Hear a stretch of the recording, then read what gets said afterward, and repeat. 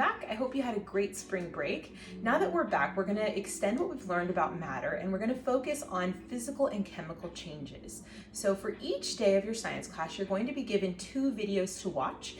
On each video, you will see a different change that's going to occur involving matter. You're gonna watch that, and you're going to look for the signs of a physical or chemical change. Once you watch both videos, you're going to take a short quiz explaining which video was the physical change, the chemical change, and how you knew. Sound good? All right, let's go ahead and get started. So to begin with, let's review the different signs that tell us whether a change is physical or chemical.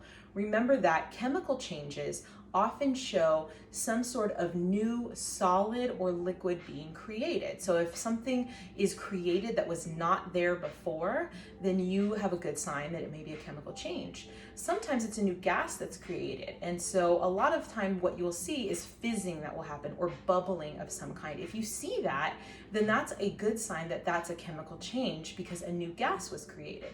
There's also a transfer of energy that happens in a chemical change. So often something will warm up or will release heat as part of a chemical change. And then another sign of a chemical change is an unusual smell that you will often have, which all of these signs, if you put them together and there's more than one of those that's clearly seen, then there's a good chance that it's a chemical change. All right, let's think about physical changes. Now, physical changes mainly are changes to the state of matter or the physical properties of matter, right? Remember that a state like solid, liquid, gas, those are actually descriptions of physical properties. And so if one of those things changes, so let's say like, for example, I had a piece of bread and I decided to cut that loaf into slices, I'm just changing the physical shape of the matter. I'm not changing it chemically in any way. And so often cutting, ripping, tearing, those kinds of things are examples of physical change. All right, so for our first lab for today, it's a little bit complicated and it will be much easier if you have a friend or a helper. So what you're going to need, if you'd like to do this at home, is you will need some baking soda and some vinegar. Now remember that you do not have to do this at home, and if you choose to do any of the experiments at home, you'll need to ask an adult before you do them because you'll need some help and you can make a mess.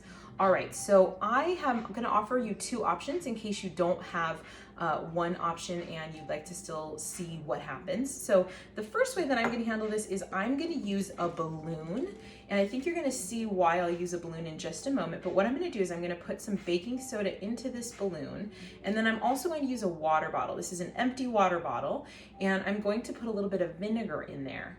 And then what I'll do is I'll take this balloon and I will put it over the mouthpiece of the water bottle, and then I will dump the baking soda in, and we will monitor the physical or chemical change that we see happen there. Okay, so in order to do this, the easiest way that I've found is to get yourself a funnel. Now, I didn't have one on hand, so I just made one out of a piece of paper. So you could just roll up a funnel, and you want to leave, if you can see it there, a small hole at the bottom, just big enough so that baking soda, which baking soda is very fine, so it should be really easy to get through the small hole that you create there.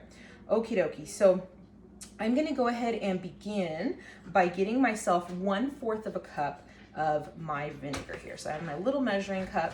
I'm gonna get 1/4 of a cup vinegar, and it's always good when you're gonna pour vinegar because it stinks. It's always good to do it over a sink or outside. And I'm gonna take that 1/4 cup vinegar, just in case you can't quite see me, and I'm gonna actually pour it into the water bottle right now. So let me go ahead and do that. Awesome.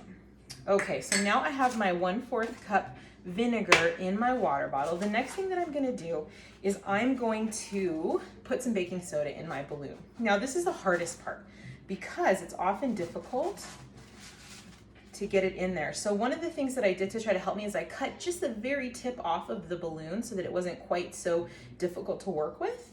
And then now I'm gonna take 1 teaspoon. And if you're in the kitchen and you've never really done any of this before, a teaspoon, it usually says TSP and a tablespoon says TBSP. That may not be something you realize if you've never worked with measurement before. So I'm going to take my 1/4 of a teaspoon and I'm going to pour it into the funnel. And the funnel, I took my balloon and I placed the funnel inside the mouth of the balloon there. See, so I'm just going to go ahead and pour it right in there. And you kind of have to, do not remove your balloon right away. You kind of have to play with it so that all of your baking soda comes through the balloon, that little opening at the very, very bottom. Mine should have been a little bit bigger. I think I underestimated how small it would be. So I'm gonna kind of play with it and try to get it all in there. And it looks like it's coming out really quickly now. And that should be good. All right, it fell, but it still works out. All right, so now I'm gonna take my balloon that has the baking soda in it, and I'm gonna just gently, carefully stretch the opening right there. And I'm gonna carefully wrap it around the water bottle with the vinegar in it. Again, this would be much more helpful if you could have somebody to hold that water bottle for you.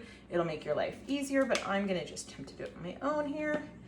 And there we go. Okay, so let me move it forward to kind of give you an idea. So I've created a vacuum around that water bottle mouthpiece right there, so you can see, so that nothing can get in right now, right? So air or no other water can pass through there. All right, so now what I'm gonna do is the vinegar's in the bottom here, and I'm gonna take this baking soda, I'm gonna flip it up so that it falls through the water bottle and is able to finally mix in with the vinegar, and we're gonna see what happens, okay? So let's watch and see. Let me move my stuff out of the way so I can put your video in the best position possible for you. All right, so let's see what happens, and let's zoom you in. All right, there we go. And I'm bringing my water bottle over. So here we go, ready? Baking soda heading into the water bottle. All right, so as you can see, my balloon is actually filling up, which is this really cool reaction. I also notice that there's a lot of fizzing and bubbling going on with the vinegar and the baking soda mixture.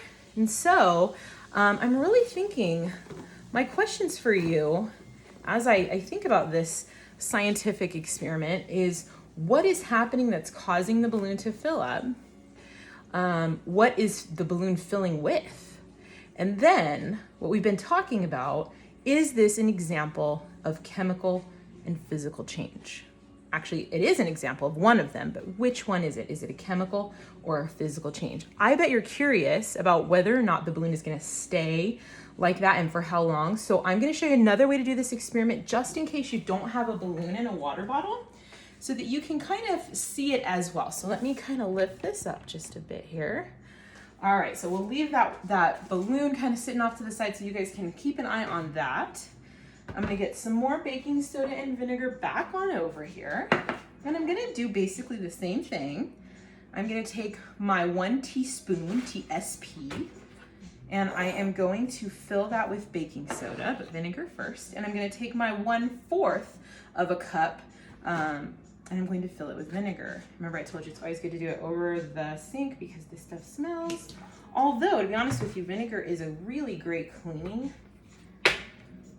agent, so you could also use that. All right, now, if you do not have a balloon or a water bottle, you can use basically any medium-sized container. You wanna make sure that it's large enough that it can control the reaction that you get from these two coming together.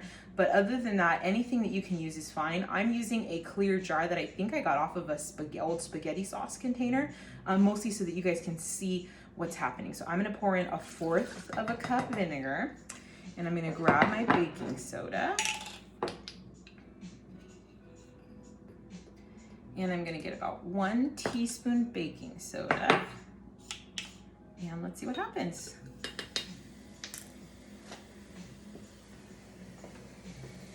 So you can see all of the bubbling and fizzing that's happening. Really interesting in there. And you can also see right off camera, just a little bit off to the side here, that our balloon is still blown up. And I'm gonna leave it like that, because I'm just curious how long it's gonna stay like that and why. So anyway, All right, so I hope you enjoyed our first video today. Remember that it was your job to understand whether this was a chemical or physical change that you saw, and then also what signs showed you that, or what signs made you think that it was one more than the other. All right, I hope you enjoyed this video. Make sure that you watch one more video today with another experiment to determine which one was the chemical and which was the physical. Have a great day. Thanks for watching.